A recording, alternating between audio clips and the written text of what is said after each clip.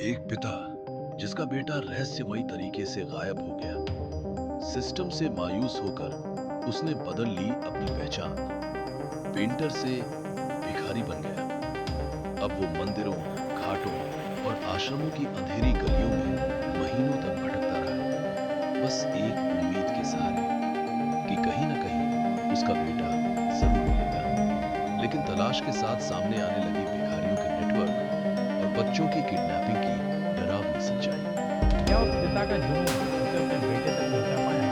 इसकी तलाश इस वीडियो में जानेंगे पूरी कहानी।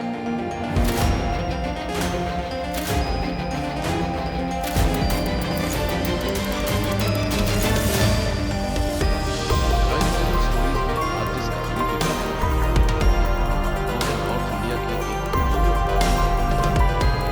क्या पूरा कहानी विस्तार से चलेगी। देवभूमि के नाम से फेमस होता है शांत माहौल, गंगा यमुना जैसी पवित्र नदियों का किनारा, केदारनाथ, बद्रीनाथ, और गंगोत्री जैसे तीर्थ स्थान इसी इसकी चार धाम यात्रा हर साल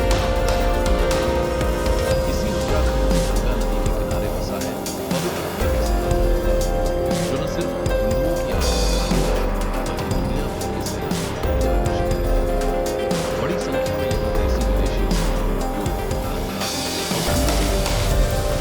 इसी तीर्थ नगरी हरिद्वार में एक मामूली पेंटर का परिवार बसा रहता है। वो पेंटर की छोटी मोटी पेंटिंग करके अपने परिवार का पेट भरता है। परिवार में पत्नी के अलावा बेटियां, दो मवेशी हैं। सीमित आमदनी के बावजूद पेंटर का परिवार खुश है। लेकिन एक दिन उसकी जिंदगी में किसी सत्य उसका 12 साल का बेटा स्कूल के दौरान मानो रोज पड़ोस के बच्चों से पूछताछ की, लेकिन कहीं से कुछ पता नहीं चला।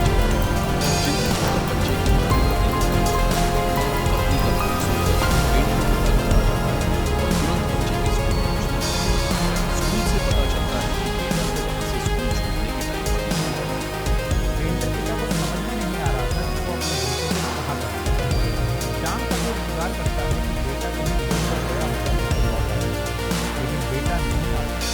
बुरी तरह घबरा जाता है। पेंटर पिता नजदीकी पुलिस स्टेशन पहुंचता है और बेटे की तस्वीर दिखाकर गुमशुदगी की रिपोर्ट दर्ज करवाने की रिक्वेस्ट करता है। पुलिस स्टेशन में शिकायत तो दर्ज होती है, लेकिन कई दिन निकल जाने के बावजूद कोई सुराग नहीं मिलता।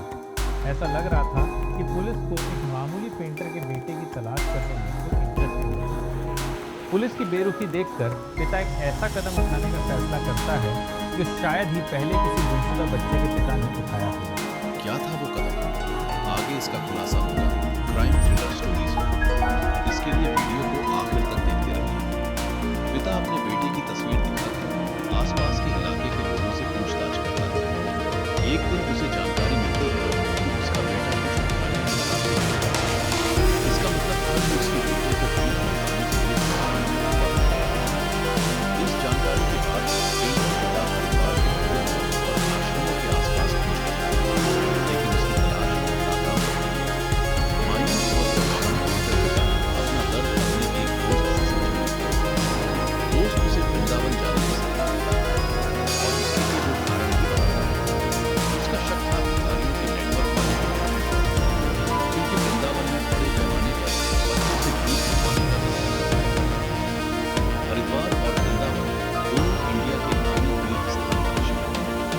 हरिद्वार जहां उत्तराखंड स्टेट में है, वहीं वृंदावन उत्तर प्रदेश में। न सिर्फ तीर्थयात्री बल्कि देसी विदेशी सैलानी भी इन दोनों जगह जाते थे।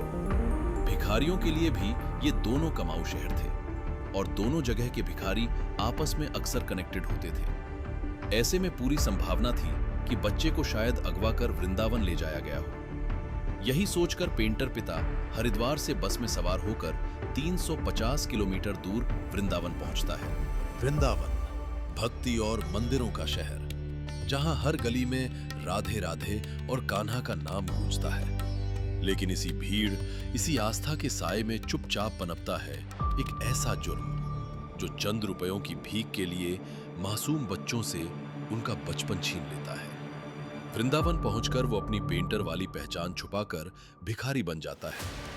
फटे पुराने कपड़े पहनता है, भीख मांगता है, यहां तक कि दूसरों को शक न हो इसके लिए वो चिलम और गांजा पीना शुरू कर देता है। रात को वो किसी भी मंदिर या सड़क किनारे कंबल डालकर सो जाता है। कई हफ्तों बाद एक दिन एक आश्रम की छत पर वो अपने बेटे को देखता है। आखिरकार उसे अपनी तलाश पूरी होती दिखाई देती है। बेटा भी अपने पिता को देखकर पहचान लेता है, मगर उस आश्रम में गुंडों का कड़ा पहरा था, इसलिए वो समझदारी से काम लेते हुए तुरंत कोई कार्रवाई नहीं करता। बेटे को भी इशारे से खामोश रहने और उसके अगले कदम का इंतजार करने की सलाह देता है। फिर आगे क्या हुआ? क्या वो अपने बेटे को वापस ले जाने में सफल हुआ? देखते रहिए क्राइम थ्रिलर स्टोरीज। कुछ दिन वो चुपचाप आश्रम की गतिविधियों पर निगरानी रखते हुए मौके की तलाश में रहता है। एक दिन जब भिखारियों का गिरोह उसके बेटे को बस लोकल स्टैंड पर भीख मंगवाने के लिए ले जाता है, तो वो भीड़ का फायदा उठाकर बेटे के पास पहुंच जाता है। फिर बड़ी होशियारी के साथ बच्चे को अपने साथ लेकर लोकल बस डिपो में रवाना होने को तैयार एक बस में सवार हो जाता है। ये बस अड्डा था उत्तर प्रदेश के वृंदावन का, जहां आमतौर पर तीर्थयात्रियों की भारी भीड़ और बसों की आवाजाही काफी होती है। इसी भीड़ भाड़ का फायदा उसे मिलता है और वो भिखारी गिरोह के गुंडों को चकमा देकर अपने बेटे को ले जाने में कामयाब हो जाता है। रास्ते में सफर के दौरान बेटा बताता है कि उसे स्कूल के बाहर कुछ बदमाशों ने नशीला पदार्थ खिलाकर बेहोश कर दिया था। जब होश आया तो वो वृंदावन के उसी आश्रम में था जहां उसके पिता ने देखा था। कुछ दिन उसे छत पर एक कमरे में बंद रखा गया। धमकी दी गई कि बाहर निकला तो मार दिया जाएगा।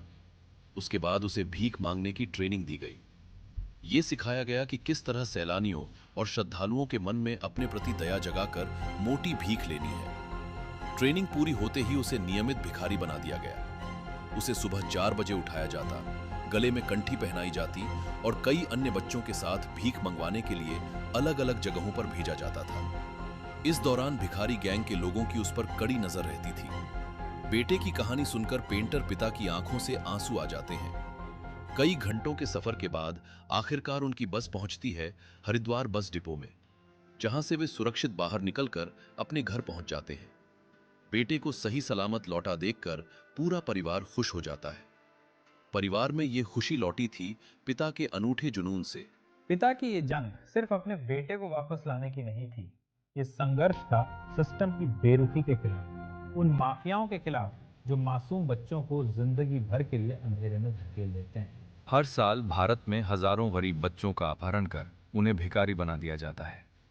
भिखारी माफिया एक संगठित रैकेट की तरह काम करता है, जहां मासूम बचपन को कैद करके भीख मांगने का धंधा करवाया जाता है। National crime record bureau (NCRB) की वर्ष 2023-24 की लेटेस्ट रिपोर्ट के अनुसार उत्तराखंड में हर दिन औसतन 3 बच्चे लापता हो जाते हैं। रिपोर्ट बताती है कि इस अवधि में 18 वर्ष से कम उम्र के कुल 1209 बच्चों के लापता होने की शिकायत दर्ज की गई। सबसे पीड़ादायक तथ्य ये है कि इनमें से केवल 276 बच्चों को ही उनके परिवारों से मिलाया जा सकता। आज भी हमारे देश में रोजाना कई बच्चे गायब हो जाते हैं, जिनमें से कई लौटकर वापस नहीं आते। हमारी थोड़ी सी सतर्कता बच्चों के अपहरण की घटनाओं को रोकने में मदद कर सकती है। बच्चों के अपहरण से बचाव के लिए माता-पिता, पड़ोसी और स्कूल सभी की सतर्कता जरूरी है। माता-पिता बच्चों को अकेले ना भेजें, समय पर घर पहुंचने की पुष्टि करें और अजनबियों से कुछ भी ना लेने की सीख दें। पड़ोसी आसपास संदिग्ध गतिविधियों पर नजर रखें और तुरंत सूचना दें।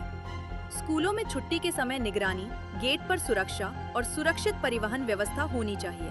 इस कहानी में जिन पात्रों का जिक्र किया गया है, उनके नाम साझा नहीं किए गए हैं, क्योंकि विक्टिम नाबालिग है और हमारी जिम्मेदारी है कि विक्टिम परिवार की पहचान सुरक्षित रखी जाए। जरा सोचिए, जो पिता इतना सब कुछ करके अपने बच्चे को वापस ले आया, क्या वो अकेला था या उसके जैसे कई और आज भी ढूंढ रहे हैं अपने गुमशुदा बच्चों को?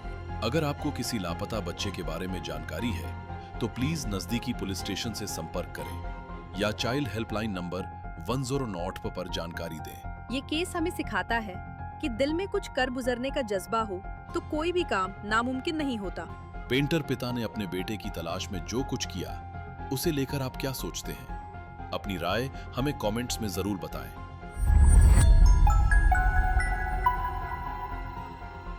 अगर आपको यह वीडियो इंटरेस्टिंग और अवेयरनेस पैदा करने वाला लगा है तो हमारे चैनल को लाइक, शेयर और सब्सक्राइब करना ना भूलें।